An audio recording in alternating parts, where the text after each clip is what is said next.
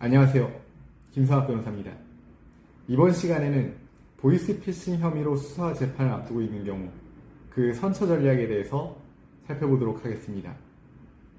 저는 대한변호사협회 공식인증 형사전문 변호사이자 제주지방법원 재판부별 국선변호사, 제주지방법원 논스톱 국선변호사 등을 역임하면서 수많은 사기 사건의 변론을 수행해왔으며 특히 다수의 보이스피싱 사기 사건의 변론을 성공적으로 수행한 바 있습니다.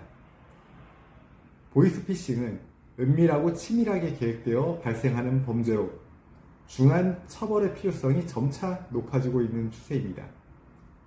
보이스피싱의 경우 주범이 적발되어 기소되는 경우가 극히 드물고 대체로 전달책과 같은 공범이 적발되어 기소되게 됩니다.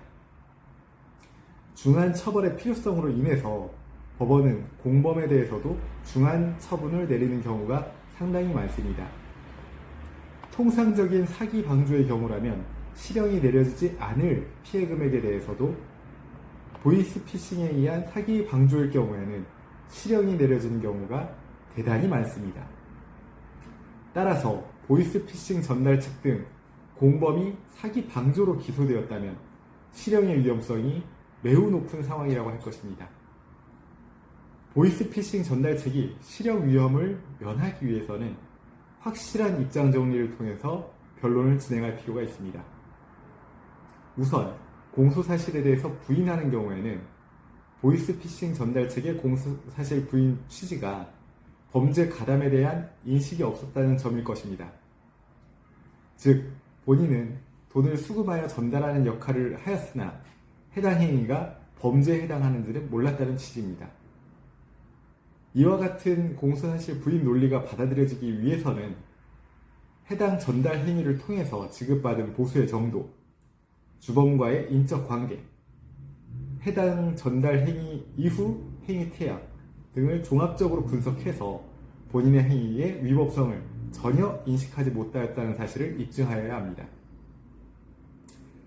이러한 사실의 분석 결과 보수의 정도가 통상적인 아르바이트 보수의 수준을 크게 상회하고 주범과 잦은 연락을 통해서 범죄 인식 가능성이 있었으며 전달 행위 후 범행을 은폐하고자 하는 행태를 보였다면 공소사실을 부인하는 것은 전혀 현명한 판단이 아닙니다. 이러한 경우에는 공소사실을 인정하고 양형상 참작 사유를 주장 입증할 필요가 있습니다. 보이스피싱 범행의 양형 참작 사유로는 범행 가담의 정도, 범죄 수익, 피해자에 대한 피해 변제 및 사죄, 반성문 등이 있습니다. 이러한 양형 참작 사유는 어떠한 방식으로 주장 입증하느냐에 따라 형량에 있어서 큰 차이가 발생하게 됩니다. 따라서 반드시 정치하고 명료하게 정리하여 제출되어야만 할 것입니다.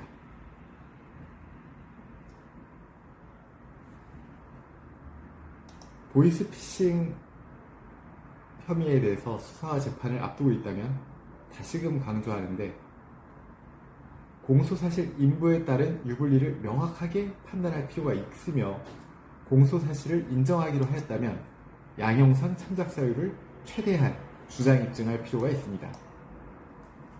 현재 보이스피싱 전달책으로 수사와 재판을 앞두고 계시다면 언제든지 변호사 김성학 법률사무소를 찾아주시면 신속 정확한 해법을 제시해드리겠습니다. 조금이나마 도움이 되셨으면 합니다. 감히 최고라 자부할 수는 없지만 여러분의 권리를 지키고 항상 최선의 결과로 만족을 드리는 김성학 변호사입니다. 감사합니다.